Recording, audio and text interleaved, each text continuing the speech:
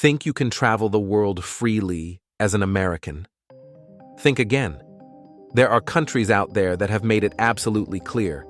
You're not welcome here. From political tensions and safety concerns to plain old bureaucratic hassles, these destinations have become no-go zones for U.S. citizens for the time being. In this video, we're going to take a look at the 10 countries American travelers should avoid in 2024. So whether you're planning any international trip or just want to know something intriguing, you'll definitely want to pay close attention to this countdown. So buckle up and let's dive into the details of the riskiest places on Earth for American tourists right now. Number 10. Russia. We're kicking things off with Russia, where the relationship between the US and the Kremlin has been anything but friendly for years now. In a recent survey, a whopping 52% of Russians expressed an unfavorable opinion of the United States. And with the ongoing conflict in Ukraine, visiting Russia has become a real headache for American travelers. The travel process alone is enough to deter most people. Visas are notoriously difficult to obtain, and the application requires you to fill out a lengthy form detailing everything from your education history to the professional organizations you're a part of.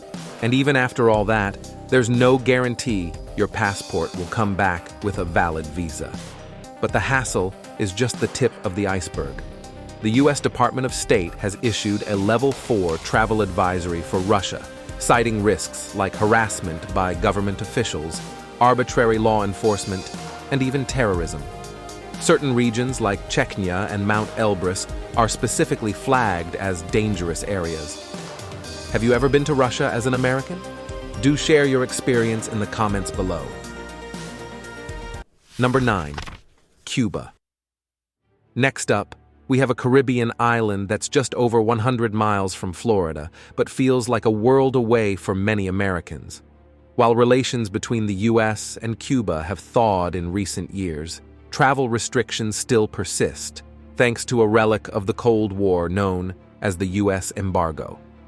These days, Americans can only visit Cuba under one of 12 authorized categories, like family visits, journalistic activity, or support for the Cuban people.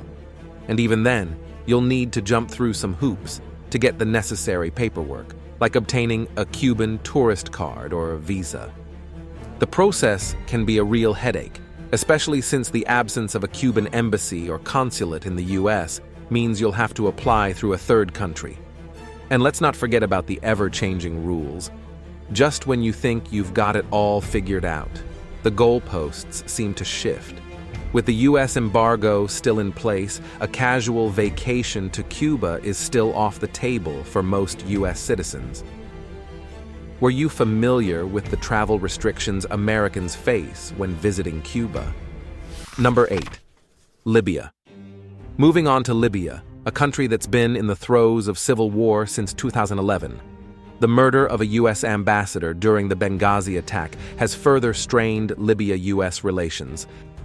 Obtaining a tourist visa as an American is a complex process, and it's currently only possible to visit on a business visa.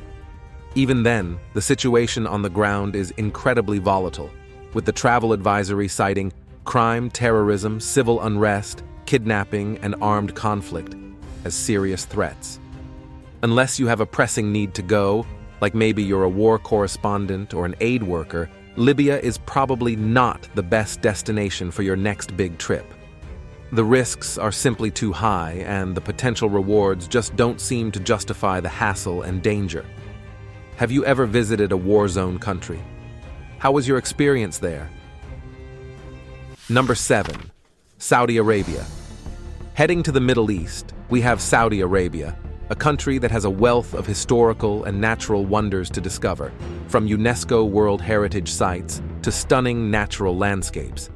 It is a country that has historically been a tough nut to crack for American tourists. But in a surprising move, Saudi Arabia launched a new tourist visa in 2019, making it a bit easier for U.S. citizens to visit. Still, there are a few caveats to keep in mind. Women travelers under the age of 25 must be accompanied by a family member, and the strict dress code remains in place, Women are expected to dress modestly, even if the government has eased the rules a bit. And then there's the whole issue of Saudi Arabia's governance under strict Islamic law. For some American tourists, navigating the cultural differences and societal norms may prove challenging. What are your thoughts on the tourism policies in Saudi Arabia? Number 6. Bhutan. Now, let's talk about the serene Himalayan kingdom of Bhutan. This tiny country has a unique approach to tourism. To protect their environment and culture, Bhutan only permits a limited number of tourists each year, with Americans required to pay a daily fee of up to $250, which may seem steep at first. But that fee covers everything from your accommodations to your transportation, as well as a sustainable tourism royalty that goes towards the country's development. Landlocked between India and China, Bhutan has no embassy of any kind with the United States. This means the only way to obtain a visa is through a tour agency. There's no DIY option. The visa application process itself isn't all that complicated, but having to go through a third-party operator severely limits the number of visas issued to Americans.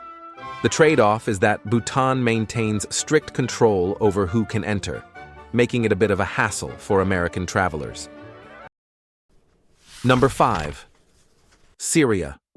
Moving on to the war-torn nation of Syria, where the U.S. Department of State advises against all travel due to the ongoing civil war, terrorism, and the risk of kidnapping. Obtaining a visa as an American is a complicated process, and you'll need to apply through a third country since the Syrian embassy in Washington, D.C. has been closed since 2014. Even if you manage to get a visa, the safety and security situation is extremely volatile. The Syrian civil war, which began in 2011, has severely strained Syria-U.S. relations, and the country is essentially off-limits for American tourists. There's also the issue of future travel implications. Having a Syrian stamp on your passport could result in being denied entry to other countries, which is a risk many travelers simply aren't willing to take. Sure, Syria used to boast a wealth of historical and cultural sites. For now, it is a destination best admired from afar. Number 4. Venezuela. Next up, we have Venezuela, a country that's been grappling with a political and economic crisis for years. The U.S. Department of State warns against all travel to Venezuela due to the risks of crime, civil unrest, and even arbitrary detention of U.S. citizens. Getting a visa can be a real challenge too, since Venezuela no longer has an embassy or consulate in the U.S. Visa applications must be made through a Venezuelan embassy in a third country, and the process requires a valid passport, completed application form, passport-sized photos, proof of travel itinerary, proof of accommodation, and the appropriate fee. With the country's infrastructure crumbling and the healthcare system in shambles, Venezuela is definitely not the ideal vacation spot for Americans. Sure, it boasts attractions like Angel Falls, the world's highest uninterrupted waterfall, and the stunning Los Roques archipelago. But the current political and economic instability make it a dangerously risky destination. Number 3. Iran. Continuing our countdown, we have Iran, a country with a long history of strained relations with the United States. Since the 1979 Iranian Revolution, the U.S. has imposed heavy sanctions on Iran, and travel for American citizens is heavily restricted. All visits must be part of an organized tour with a government-approved guide. And a recent survey found that a staggering 86% of Iranians hold an unfavorable view of the U.S. According to Iran poll, this marks one of the most negative attitudes toward the United States on a global scale. Relations between the two countries have only worsened in recent years, with Iran outright banning any U.S. citizens from entering the country at one point. While the ban has since been lifted, the process of obtaining a visa is still incredibly complex. Despite the hassle, Iran is a country brimming with historical sites stunning landscapes, and a tradition of warm hospitality. But for American tourists, the risks simply may not be worth it. At least, not until relations between the US and Iran improve significantly. Number 2. Yemen. Next up, we have Yemen, a country that's been embroiled in conflict since 2014. The ongoing war between the Houthi rebels and the Saudi-backed coalition, coupled with the recent tensions stemming from the Gaza war, have made Yemen an extremely dangerous place for travelers, especially Americans.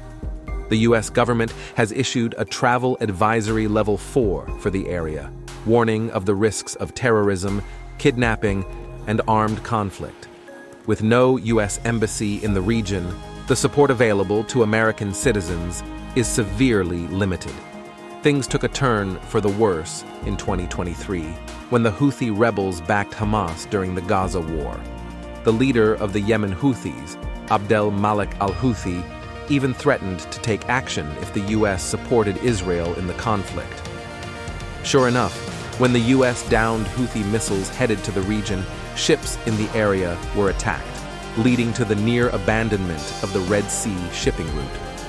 Given the disdain many Yemenis have for Americans, it's not surprising that the country has been deemed a no-go zone for U.S. tourists. Number 1. North Korea. And finally, we've reached the number 1 spot on our list, North Korea. This isolated and authoritarian regime has long been a thorn in the side of the United States, and the relationship between the two countries remains incredibly hostile. In fact, North Korea is one of the few countries in the world where U.S. citizens are outright banned from visiting, with only very specific exceptions made by the State Department. During the Trump administration, a ban on travel to the country was issued for anyone with an American passport. Before the ban, personal travel was permitted, as long as you were on contract with a North Korean guide. This prevented any on-your-own exploration of the country, but at least it was possible to visit. Now, Americans wishing to travel to North Korea must obtain a special validation passport from the U.S. Department of State, which is only issued under very specific circumstances, like for journalists covering the region or for humanitarian aid workers. North Korea's isolationist stance, the result of a political doctrine called Yushe, along with the ongoing tensions with the U.S., have made it an incredibly challenging destination for American travelers. Who knows? Maybe in a few years, some of these countries will have softened their stance towards American visitors. Until then, check out this next video on your screen.